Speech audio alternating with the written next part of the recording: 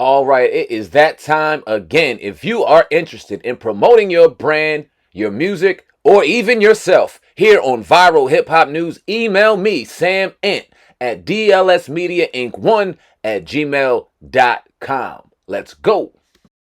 What up, y'all? It's your man Sam Ant here at Viral Hip Hop News. Do me a favor, hit that like button, smash that notification bell, and subscribe to the brand.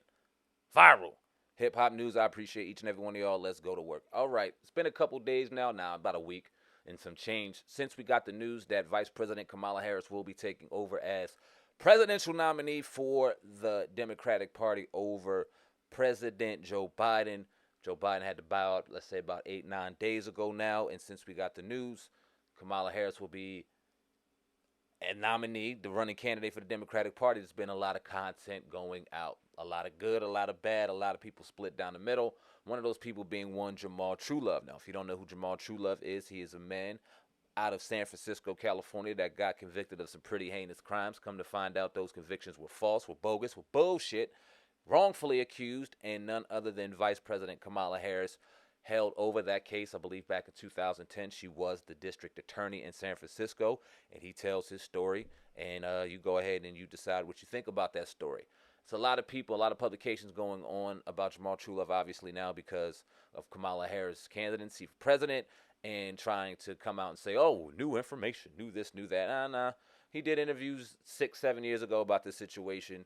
He did interviews with us 4 years ago regarding the situation. Never played it in its entirety here on Viral Hip Hop News, so I'm going to play it for you in its entirety right now. Our interview with Jamal Truelove back in 2020, 2021 sometime.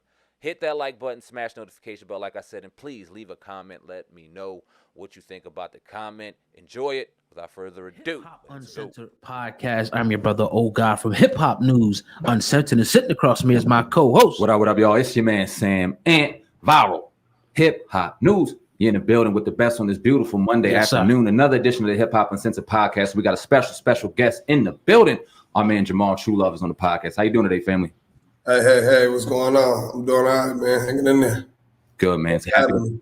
Chilling, man. Happy to have you on this Monday afternoon. Thank you for giving us your time now. A lot of people know you, obviously, as the man that was wrongfully accused in San Francisco of a murder, did some time, and you were an innocent man while doing that time. But we'll get into all that.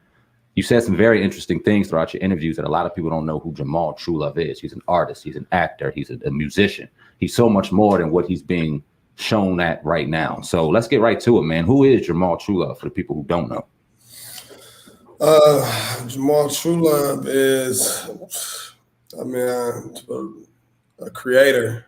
You know, my whole life coming up in San Francisco, Sunnydale Projects to be exact, I've always been in this creative mind of putting things together, you know, being a mediator, and I always wanted to get into film, but never had the opportunity to do so. But the tangible, that was where I could tell stories that I did have connections to, was music. So I kind of went that route initially in my artistry, and being a mediator within the project, within the hoods, and just trying to not for things to always blow over to violence. I think I was probably that person in my community for real. So you grew up in San Francisco. For a lot of people, they don't think too much of it, but I've heard that San Francisco definitely has its hoods, just like anywhere in California. Take us back to your childhood and what it was like growing up in San Francisco, California. Growing up in San Francisco, well, where I'm from, it was rugged. Shit, you grew up, you hearing gunshots every night, burning cars outside, in between the buildings, niggas shooting dice, parents on crack, friends, we was poor, didn't have too much of anything. So my San Francisco experience is definitely different than a lot of people perception of San Francisco actually is. But I grew up poor, man. 4 brothers, one sister. All five of us stayed in a one bedroom, or one room, and then my parents and my little sister stayed in the other room. So we was definitely like 8 deep in a 2 bedroom project house. Um, and yeah, and coming up, it was tough. You had to really jump up off that porch, real early to solidify yourself in the community. Some tough guy, street shit. You ain't no sucker. In order to move past that shit. I spent some time in Oakland. I got a lot of family out in Oakland, so I spent a lot of summers in Oakland, familiar with Richmond. Obviously spent time in San Francisco, but more so as a tourist, wasn't familiar with the locals in the area out in San Francisco. How far is Sunnyvale projects from the actual city of San Francisco? In the city?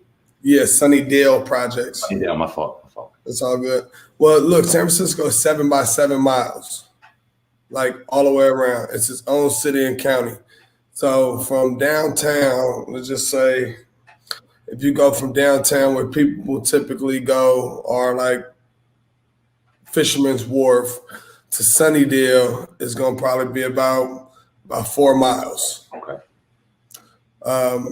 But yeah, so the main parts that people know about San Francisco, let's say Castro, you know what I mean? As in, the LGBTQ community. Then you think of high rent. You think of, the Fisherman's Wharf, the Golden Gate Bridge. You think of all of that, So all of that is almost in one section of what Market Street is, Castro Market, and then you go down, and then any other significant place in San Francisco, as a tourist, you'll go see like Court Tower, Twin Peaks, and so forth and so on. But everywhere else surrounding the city is a hood, a project, or let's say you got Fillmore, that have been ultimately gentrified, but that was like Uptown Harlem.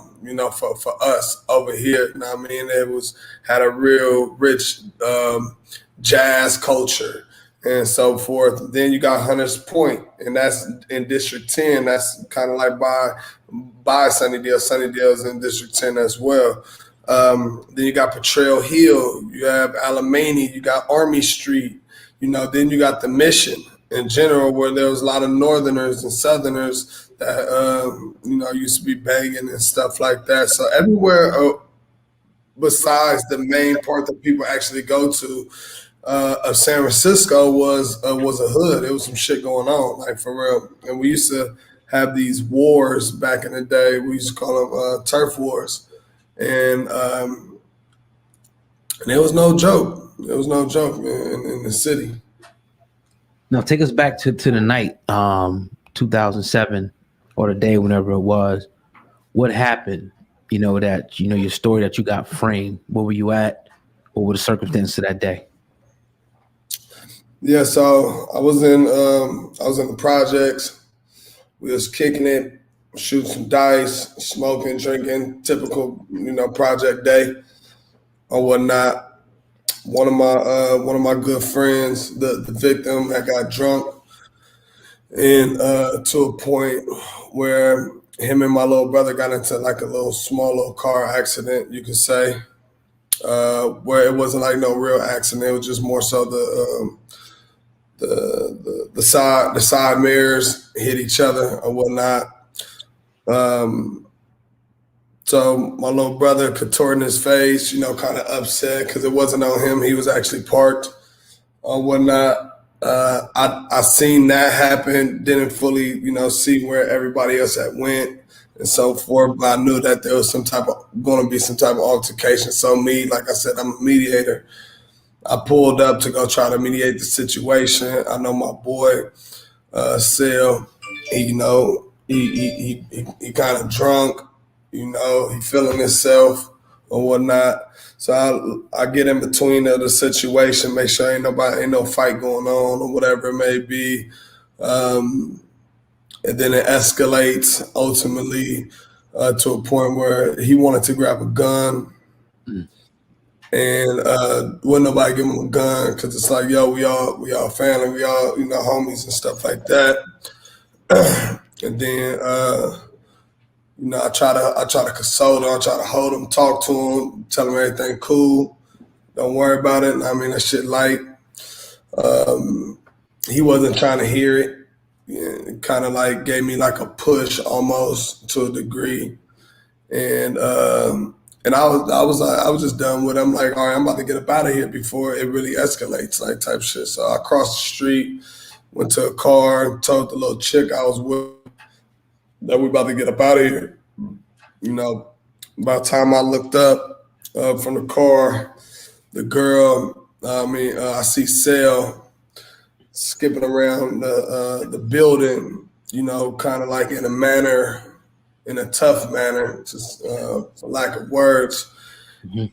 And the assailant behind him already like trying to, you know, already got the gun pointed. Before I could try to say stop or anything, you know, 2 shots was let off, and I'm kind of like in a shooting range of sort. And so I just dug down, and you know, I couldn't do nothing about it at that point. But it played out, and that's how it ultimately played out. What was your life like prior to that day? What were your dreams? What were your aspirations? What were you thinking about doing prior to that day? Well, mind you, I had just came off of I Love New York 2 weeks before. Okay. So I was, my whole plan was to, you know, let that air. Once that air, I'm gonna do my radio runs, you know, and all of that, and do my music, in hopes to eventually lead to film. But music was my main goal at that point, is to get signed. That's all I thought of is getting signed, getting enough recognition to get signed. Once, you know, reality TV started like popping up and stuff like that, I knew I had a character about myself, you know, and I'm like a chameleon. I could blend into almost any situation. That's how I actually, you know, when it got I Love New York. And then shit, I had the last name True Love. I mean, you know, they going with all these love shows and stuff like that. Who else got love for New York than True Love? You know, so it was my ways of, you know, coming from nothing and just trying to get somewhere. But my aspirations was to get into music and get into film, ultimately. And everything else, I would have hoped would have just came along the way that it was supposed to. Right. So take us back. So, all right, the situation happens. How long after that did the police, you know, arrest you, question you, bring you in after the shooting went down? Well, after the shooting went down, I didn't go to jail for about 17 months, 18 months. Mind you, I had got I Love New York was coming along. You know, there was a lot of, so everything I wanted to do when it comes down to, you know, the radio runs and all that shit in the city and in the Bay, I really couldn't do, because my name was just ringing way too much in the streets. Everybody was just saying my name, you know, about, you know, and connecting me to it. And then Sale family, they felt like that I could have did something about it, or I could have stopped it. And that's why they didn't stop, you know, the shit happening, you know, to me, and really spoke up and actually let the girl go forward and say that I ultimately did it, when everybody knew I didn't do it. But everybody knew who did it, and they wanted me to tell on the nigga who actually did it. So,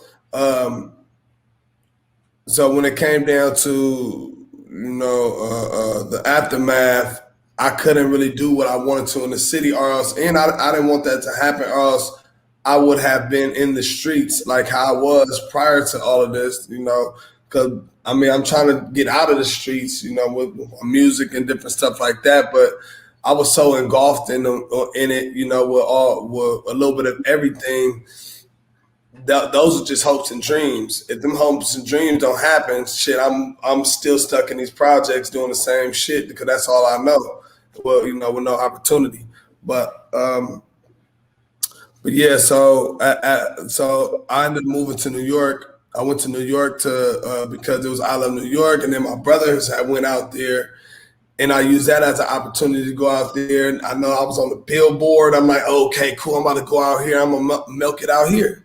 Mm-hmm. So I went out there, you know, ended up getting me a manager, who was hustling. He trying to get somewhere. I'm trying to get somewhere. And, you know, he was able to get me on some of these red carpets and some of these, you know, Day 21 and, you know, Denny Kane parties and shit like that. Some reality TV show shit like that was, you know, that was going. And then I was out there for about a year back and forth, and then ultimately came back about 18 months later. I was I was taking care of my son out in Seaside. I got into it with my son's grandmother, and then she called the police. Police came. They was like, "Hey, XYZ." I gave them my ID, and then they draw down on me and said, "You got a warrant out of San Francisco for a murder." So at what point did you knew the fix was in? At what point in the time frame? Because, you know, fabrication of evidence, apparently the police lied. At what point did you sit back like, damn, they trying to really get me here? Well, I didn't really fully. My preliminary hearing is kind of like when I got somewhat of it. At first, I was just blaming the girl who saying I did it, knowing damn well I didn't do it, and my mans who got killed family that they was pushing for this. And of course, the police, they accepting it, you know, but it was this other girl that had went to jail, right? And in my preliminary hearing, I found out that much more about her because they said that they had two people saying that I did it. I said, what? So this other girl, Letitia,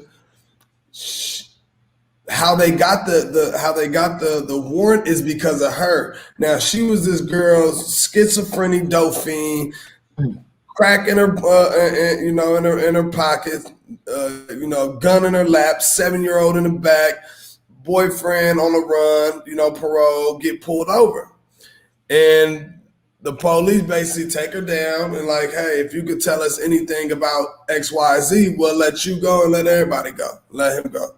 So she ended up, you know, freestyling a testimony, you know, well, not a testimony, but freestyling a statement put together with what they was feeding her and, you know, shit like that. And then the detective signed off on it as extremely credible. So that's what got the arrest warrant. So at the preliminary hearing, she was supposed to testify. Also with the other girl, with the other girl who had testified and said that she had seen it or whatnot, but she didn't. Her lawyer actually came to my attorney and told my attorney that she apologized and that she lied and she's not going to testify or anything like that. And I'm like, why would she have said all of these things, you know, in the first place? So I really thought they was going to drop the case at that point because now they only got one person saying that I did this. And they had that one person like the 2 days after, you know, the crime actually happened. So seeing that they didn't drop it was, you know, when I was really like, you know, something fishy going on more so. But it wasn't fully until I came home where I fully understood how they actually framed me, the police, on top of the girl actually lying and getting the, you know, being in cahoots with them all for real. Now, you said, and you said you know who did it. You said the community know who did it. You're sitting in a preliminary hearing, your life in jeopardy. Did you and your lawyers at any point ever kind of talk about maybe you telling? Now, obviously, we know the code of the street, and we know that obviously where you live, that code was probably very strong, and you stole by those morals. Therefore, you did time in jail. But was there ever a conversation between you and your lawyers like, hey, man, if you know who did this, I said, I don't really suggest you say something. Yeah, nah. It was never a thought of my mind. You know, my energy was everything towards I didn't do it, and it's not my job to say who did it. Right. You know, besides the street code, you know, politically, you know, it's not my job. That's what y'all get paid for and so forth. So it built my fight, you know, that much more stronger. Like, oh, nigga, I'm gonna get there. I'm gonna get that. And it's like, you know, it's like you keeping it solid too. You know what I mean? So now you're really confident on some shit. Like, you know, it's a tough situation, you know, in general, because that's my mans who had got killed. And then, you know, there was somebody I was also connected to, you know, who had did it or whatnot. So in the streets, knowing these things, it's like, oh, that nigga keeping it solid. So if I win, I come home to, you know, to all the glory it is to actually beat a murder case, even when you did do it. So imagine when you beat the murder case and you didn't do it, all the glory, you know what I mean, that you ultimately gonna get, how much content I could put out of being this real nigga, you know what I mean, in the streets, and I was doing music, you know? And so having that, and then all the shit I already done in the streets and on all the money and everything, it just really built up to be this, if I beat this case, I'm golden through everywhere I go, you know what I mean? And it ain't nothing. Right. My bad, y'all. Hold on, my fucking phone is ringing on this thing. So good. I don't know why it's doing that. Okay. All right. So all right. So the person that maintained that you did it, did they testify in court? And what was your react? If they did testify, how did you take that, knowing that they was lying on you in court? Well, when she had testified, it was, I still couldn't believe it. When she got up there, it was just like, it was tears. It was all of that. Mm-hmm. And, of course, I had some hatred in my heart. I was mad. I wanted, what the hood thought is like when somebody's getting up on a stand and shit like that, you want them dead, like on some shit in your mind. You know what I mean?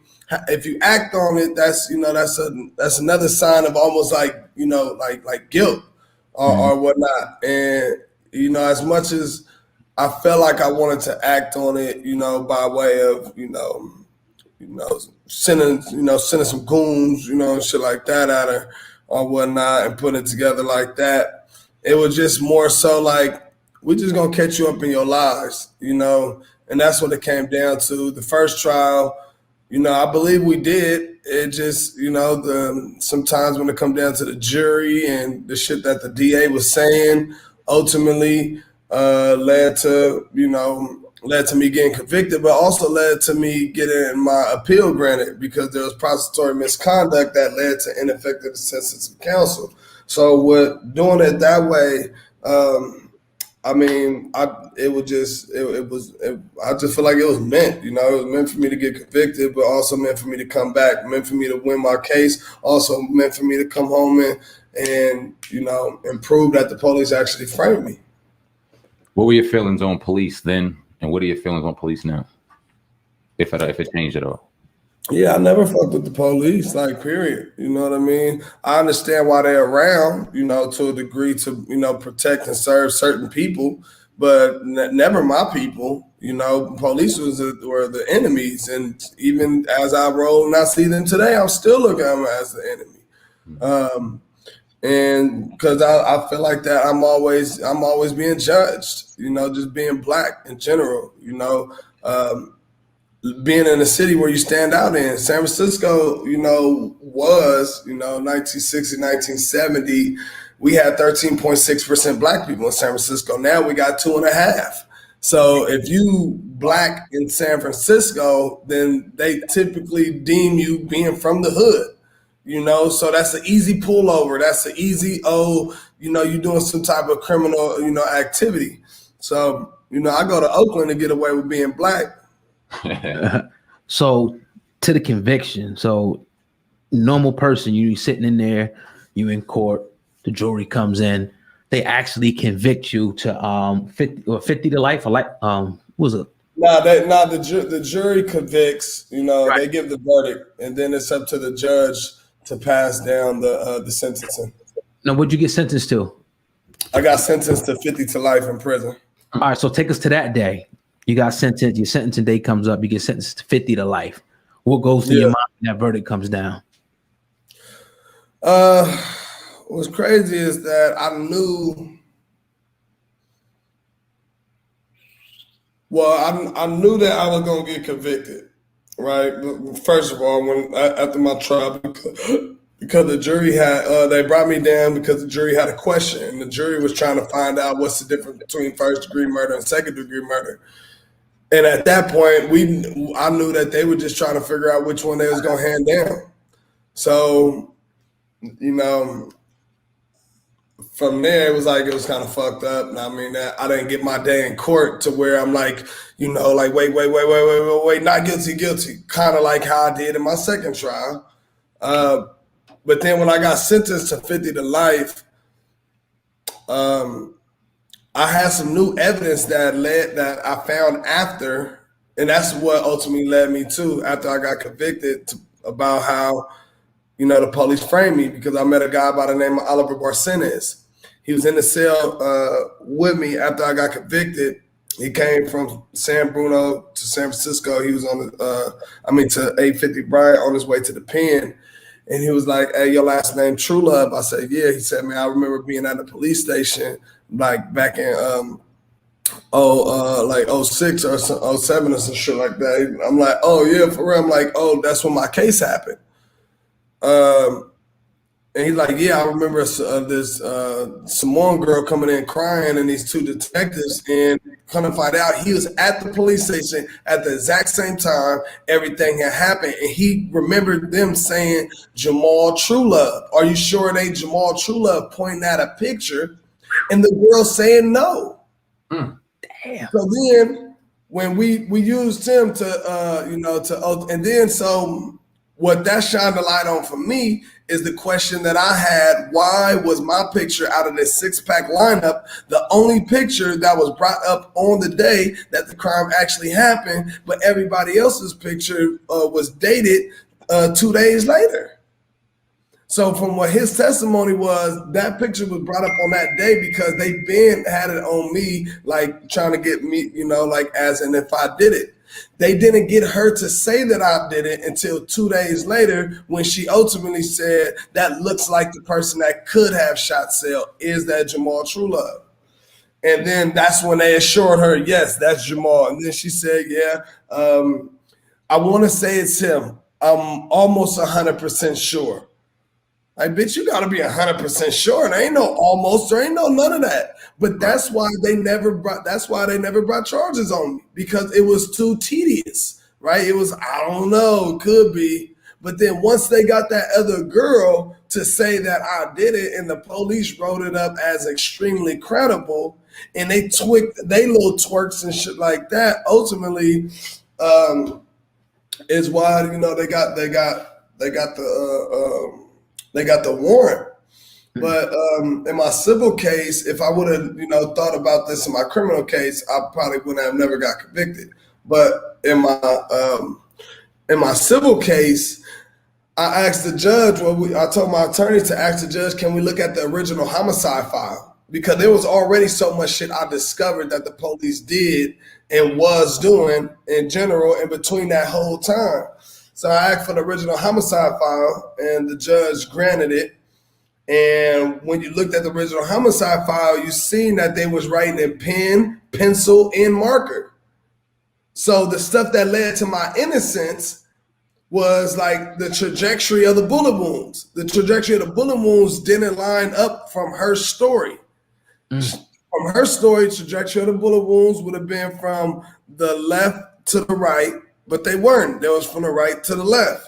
And then when it come down to the shell casings was supposed to be in the street, because 95% of guns are right-handed guns, and the hole where the shell cases come out is on the right-hand side, so it goes from the right into the rear. But the shell cases are all the way up here in front and to the left, almost in a line. So when the autopsy lady gave her report to them, they wrote it down, but they seen that it was a mess up, so they erased it in pencil.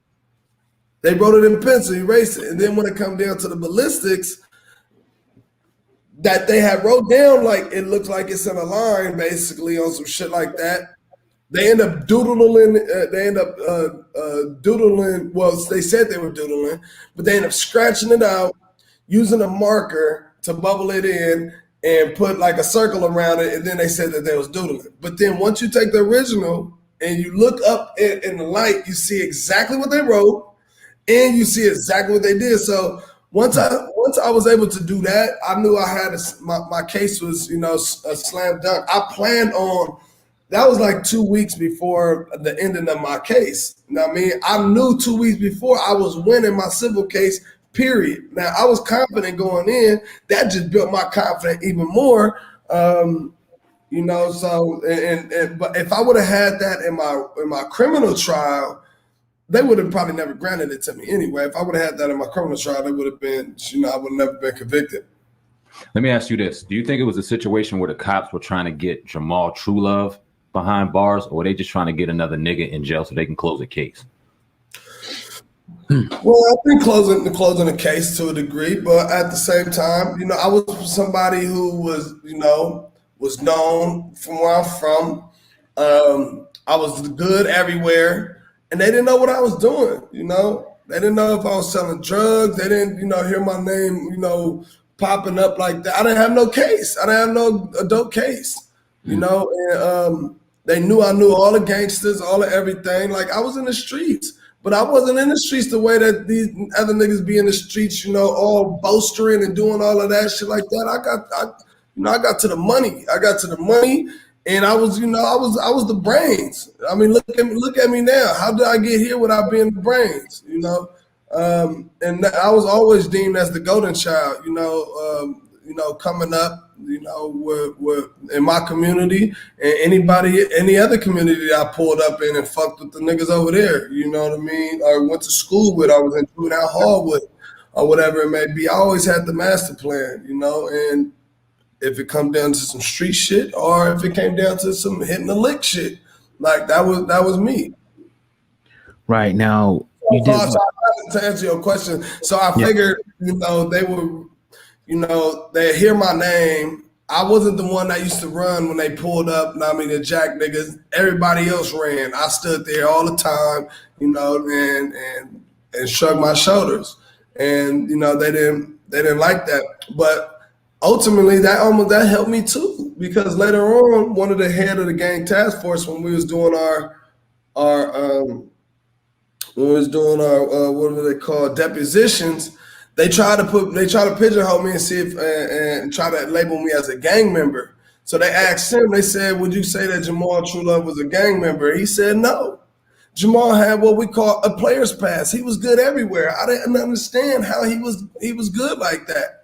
And so with him, I don't think that they were trying to at that point. You know what I mean? But knowing that, you know, I was who I was, and my name kept on being, you know, spread around, you know, in people's mouths and shit like that. They was like, yeah, we got to make sure it goes on him, regardless of it being this other person, you know, that they was hearing about. They knew it was somebody else, but ultimately they like, damn, ain't nobody saying it's him though. We ain't got nobody saying that it's him, so we got to run with the people who saying that it's Jamal, and they were just looking to get a conviction. Now, how was your time in prison? I think you did about 6 years. How was that? How rough was it for you? No, it was rough being in jail just anyway, period, right? I was having a discussion with my nigga Illy, who's in jail right now. He was my celly. On the inside, you scared. You know what I mean? But you can't show that shit. And eventually, not showing it so long, you become accustomed to it. You know, you get used to it, just being in there. And I got into one fight. Well, really two fights. I got into a fight which I took a nigga fade when I was in county jail, one of my mans. I took his fade. I heard of this thing called taking a nigga fade. That mean like you know what I mean? Like you certified on some shit, right? So it seemed like he didn't want to fight, because he had a cast, you know, with this dude. So I took his fade, and after I took that fade, that word actually traveled a little bit of everywhere. Niggas knew that, you know, I'm a civilian. I'm not with nobody gang politics or anything like that, you know. But in the Bay Area, you know, that's Bay Area. We're not gangbangers. We're not, you know, we bang on like, you know, our hoods and our projects and stuff like that. But we don't do like Red and, you know, Bloods and Crips and, you know, stuff like that. You know, but they do have what you call like a prison gang, you know, for that the Bay Area created that's in jail or whatnot. But what I look like going to jail, being a part of a gang. So we was civilians. So I was able to be, just myself more so, chimed in with motherfuckers and shit like that. But I always pushed my innocence, and everybody still knew my story. Niggas from Oakland, niggas from Richmond, a little bit of everything. Everybody knew that I didn't do it, and I was keeping it solid. And then just my conduct of who I was in general, how I held myself, I was cool. So jail was, it was tough just knowing that a motherfucker on this level 4 yard, going through all of these yard downs and these police, these COs on some sucker shit. But overall, it wasn't as bad as what they show on TV. You know what I mean? Especially if you know the streets, if you know the game, you around people who you typically be around on the streets. You just don't actually know that person. Let's talk about current Vice President Kamala Harris and her role in your situation now. We've all been in a courtroom. We've all been pulled over by police. And no matter what we say, if we see a black person across from us, if we see a black judge or a black DA or a black cop even, a little piece of us is like, oh, shit, thank God. At least somebody knows who the fuck we're going through. 9 times out of 10, that'll be the case, but that's what we kind of internally feel. So how did you feel when you seen at the time District Attorney Kamala Harris standing there during the most focal point or the most crucial points in your trial? And did you think at all, just in a little bit of sense, that she would kind of look you out because you guys look the same? Well, at the beginning of everything, I knew that she was the head DA, right? So at that moment, yes, I felt like, okay, cool. I think that I don't believe that they're going to take me all the way to trial. You know what I mean? On what this one person said. And I was thinking, Kamala Harris has some sort of understanding that, one person can't prove a fact, especially when it comes down to a murder. You know what I mean? Where you're going to wipe somebody's life all the way away. And then, you're talking about being, progressive. That's not progressive. That's some real down south type shit. You know what I mean? Some Texas type shit. That one person could send you to jail for the rest of your life. You know what I mean? And they could be lying. You know what I mean? Like in my case, you just don't know. How many times have you been, motherfucker, accuse you of stealing or something like that? You know what I mean? And they were just totally wrong. And you didn't do it. That it's the same thing. People get accused for things that they just don't do. So at the beginning, I thought it was, I thought it'd have some type of weight, but ultimately it didn't, because she wasn't the one actually arguing the case, right? And that's what everybody say, oh, she didn't prosecute your case. Well, she prosecuted the case at the end of the day, because she has the opportunity to say, nah, you know what? You're not picking up that case, Linda Allen. No, throw it out. Bam, it's gone. You are the boss of this office. You delegate, and then my case is a big case. Any case in the city is a murder case is the biggest case in the office. You know what I mean? So with my name being as big as it was, and them using every way to use a news outlet to put this, I love New York, stunt, stick guy, who convicted from, murder and shit like that, whatever, man. They were using that as opportunity. Because, you got to look at it. At that time, she going to be Attorney General. So I'm breaking all this politics shit down in my mind as I'm going through this shit. You know what I mean? We had a drug scandal at the time where hella people went home because the drug lady in the drug lab was stealing the drugs and she was on drugs and all that. And then another case, Ijamu Obuwagu, my guy who had got convicted off of what this one person said. And the person said at the preliminary hearing originally that he wasn't the shooter. He was with the shooter. And then at trial, she said he was the shooter. He get convicted, but the judge overturns his case because it's like, yo, I can't let this stay, because she said he wasn't. Then she's saying he was, gave him a retrial. Now, if they would have gave me a retrial too, even though I got newly discovered evidence, they would have said San Francisco is convicted the wrong people. Her whole campaign to be Attorney General would have went in the shambles. So, I feel like I got politicked out, but me seeing her at when I got convicted, and when I got sentenced, and at the end of all of my paperwork, seeing that Kamala Harris stamp on his signature, and then when I go to my when I get convicted and go to the pen, I'm on my appeals, I'm fighting against the Attorney General's office. So now again, her name is on there again. So it's like I felt it was I don't think it was something like super direct personal just to me, because I don't know that lady. But now at the same time, accountability, of something happening to, people like me and other people, it's something that she should take, and that's just, my perspective of it. Go ahead. So now we fast forward to 2020, and we get the election, and she's running for vice president, and I've seen videos that you, what is the word I'm looking for? You actually went for Kamala Harris as opposed to Donald Trump in the Republican Party. I was pretty surprised when I saw that, given your situation. Why did you do that? Well, the thing is, I mean, I was a Bernie Sanders guy. That's who I wanted to win. You know what I mean? And he didn't make it. So when Biden got the nomination, it's like, okay, because I mean, at the end of the day, I didn't vote for Kamala Harris. I voted for Joe Biden, and I really don't like neither one of them. I didn't like nobody, But what I wasn't gonna do is let the far right put me in this trick bag and use my story, against them. You know what I mean? Because at that, and then I was, to keep it buck, I was getting blackballed.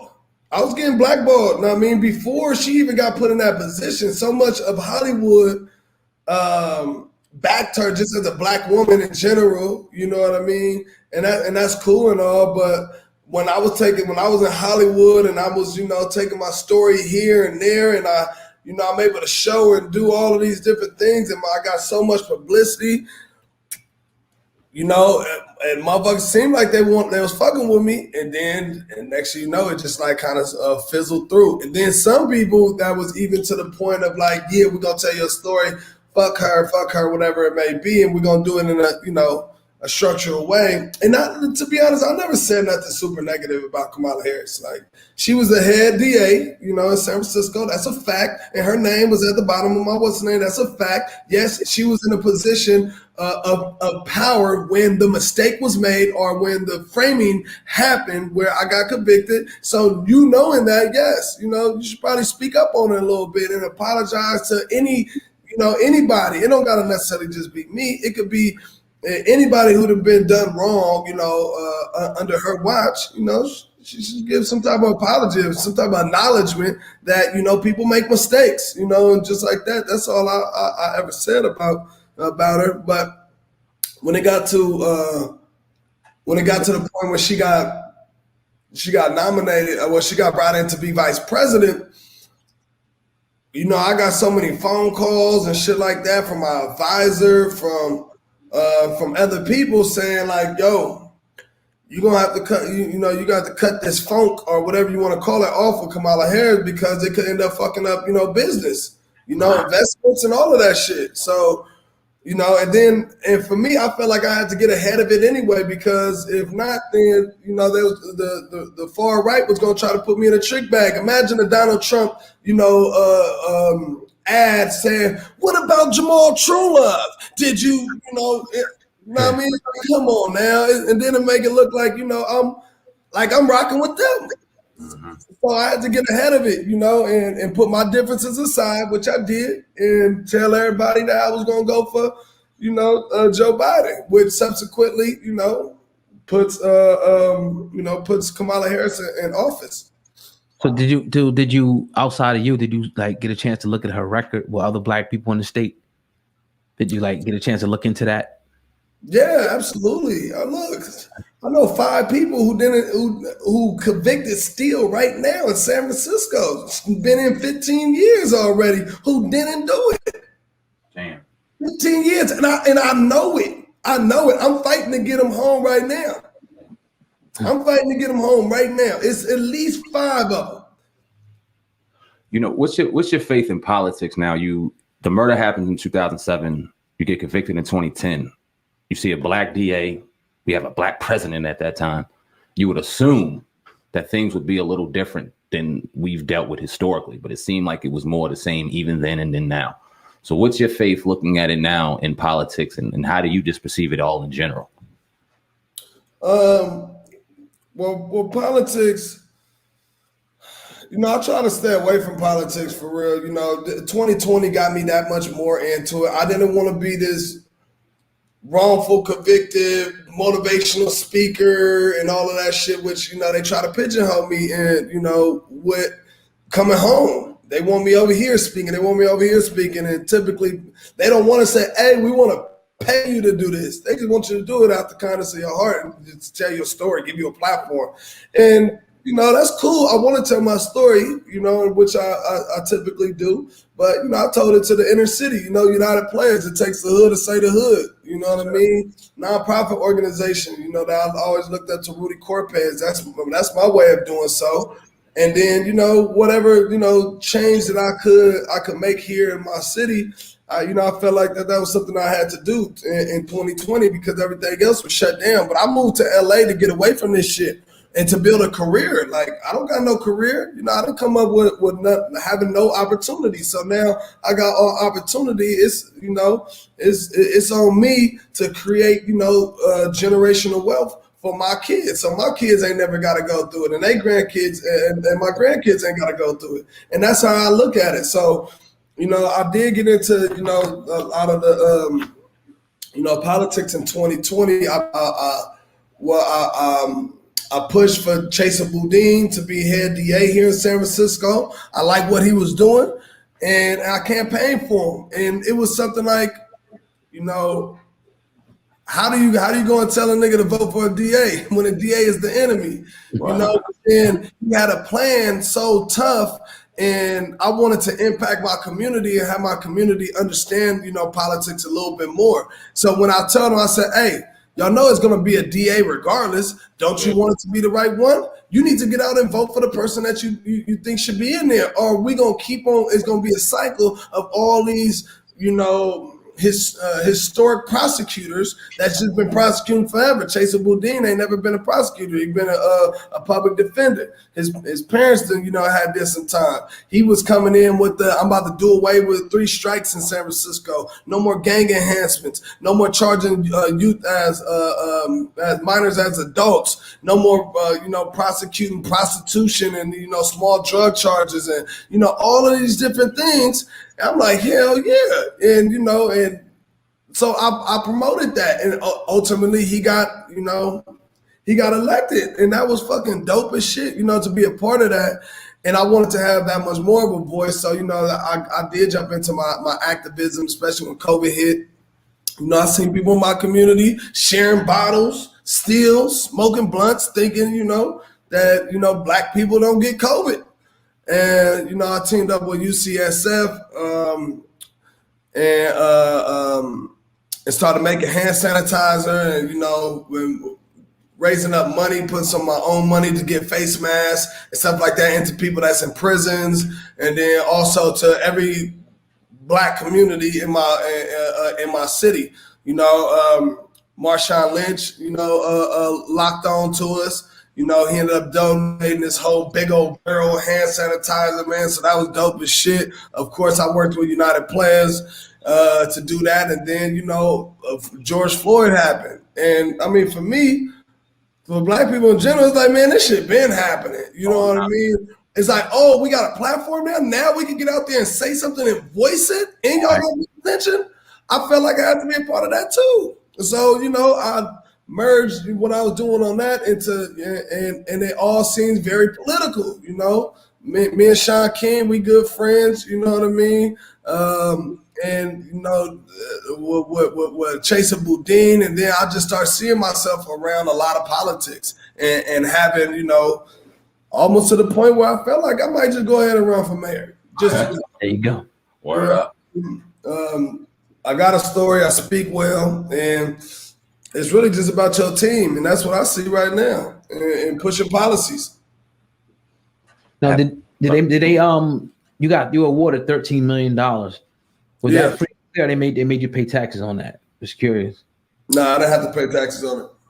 Beautiful, man. That's a beautiful thing. On a positive note, before we get up out of here, bro, definitely appreciate your time this hour that we had with you, brother. United Players, man. Talk about that. Yeah, United Players is a violence prevention program, that for at-risk youth, and also is a reentry program for people who come home from, prison, typically, cats who done did 40, 50 years, and our mantra is, it takes the hood to say the hood. Rudy Corpez, he impacted me as a kid, growing up in the streets, looking for a positive, role model. And he made positivity look good in front of negativity because he knew how to talk, our language. He knew how to talk shit, swallow spit, party and do all that shit. But what his message was all about being a mediator, no violence. No violence. Like, we could talk shit. We might even fight if we got to. You know what I mean? He understood why, youngsters held guns. It's because if you don't got one for your protection, then shit, you might end up getting killed because you don't have one. You could be trying to be positive and be cool all you want. Well, you can say you want to fight all you want. The motherfucker don't want to, and then you got to protect your family. So, he just had an impact on me when I was a kid. I used to go to the center and speak to the youth, and I always gravitated to that. So now when I came home, I felt like it was, instead of me doing, all the things I felt like the streets wanted me to do, I started doing what I wanted to do. And Rudy supported it. He backed it. I volunteered over with UP for about 6 months before I started working there. It taught me so much about myself. It taught me about, 85% of kids who can't read at a third grade average going into the fourth grade, goes to jail. That ultimately led me to, go to state for Black psychology. So, because I didn't even have my GED. I found that out. I said, damn, I wouldn't have took my GED. I dropped out of school in the 10th grade, got my GED like that, ended up in state 2 weeks later, in a psychology class, and I was at the top of my class at the end of that semester. But it taught me that school wasn't for me. It wasn't about school because I could do that, but it taught me so much about myself. I knew what I was supposed to be doing in life, and telling my story, I knew I was on the right trajectory, even by way of working at United Players, which ultimately how I landed the role in The Last Black Man in San Francisco. Mm-hmm. I was out there volunteering, and they came in, and I shot my shot. And once I got that opportunity, they called me back again. The next thing you know, Joe Talbot called me and was like, "Hey, we want to give you this role." And from there on, it was really just about, okay, now it was manifestation, man. And I started understanding my life that much more, my past. My philosophy is knowing your past can better predict your future than planning for it. And I started understanding my past that much more than what I was trying to plan for my future. And everything just started, going the way that it was, it's supposed to go. Good. Yeah, man, we definitely appreciate your time, brother. Yes, sir. There was a great interview, Jamal True Love in the podcast. Go ahead, hit that like button, that 5-star rating, wherever you're watching or wherever you're listening. We definitely appreciate you.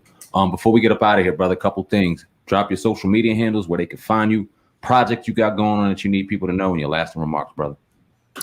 Yeah, so y'all can follow me at Jamal Trulove, JamalTrulove, on all platforms. I got a few projects I'm working on right now. One being my own, Framing True Love. We should be pitching in a couple of days. Also, I'm doing a documentary about the '72 USC football team. And I just got picked up for a project to produce and to direct. don't want to announce that exactly right now, but I'm literally over here working on writing it and stuff like that. Y'all definitely gonna know what that is. Let's just say it's gonna be my Ryan Coogler moment. And yeah. Oh, and I just finished up a movie called Reactor with Bruce Willis. So that was huge. So just doing a lot of producing and writing and things like that, and acting when I get the opportunity to. 72 FC Trojans. Why are you doing that one in particular? I'm curious to know. Well, that year was a year that it went. That team went undefeated and won the championship, and also that team was the first team that fully integrated starting black and white players. Oh. And they went into, Notre Dame. They went into Ohio playing all these racist white motherfuckers on some shit and kicked their ass. And the year after that, you seen those teams end up starting their black players. So they were the start. They were the front runners of necessarily, doing so. And then, Coach McKay and everybody else that just was a part of that that team, between the quarterbacks and everybody has their own unique story within going through all of that. And my guy Steve Riak, who brought me on to help produce it, he had a passion for the team because he remembered being a kid in the stands watching them play and hearing all of this racist shit go on when there was a black starting quarterback, when he made a mistake, but when he did good, then, they didn't have nothing to say. So he remembered that as a kid. So he brought me on to produce. I met him at Sundance. No, actually, I met him through one of my advisors, but I actually met him at Sundance. And yeah, so I think it's gonna be a dope story to ultimately tell. Absolutely, man. That sounds dope. Whenever you drop that and you drop any other project, man, please keep us in mind. We love to have you on to talk about it, to promote it. Anybody you have involved with it, brother, we definitely appreciate you and appreciate your time, man. Jamal True Love on the podcast. Salute, man. Hell yeah, man. Thank you for having me, man. Hey, look, this is Hip Hop Uncensored. Yes, sir. Appreciate you. Anytime, bro. Appreciate you. Peace. For sure. All right.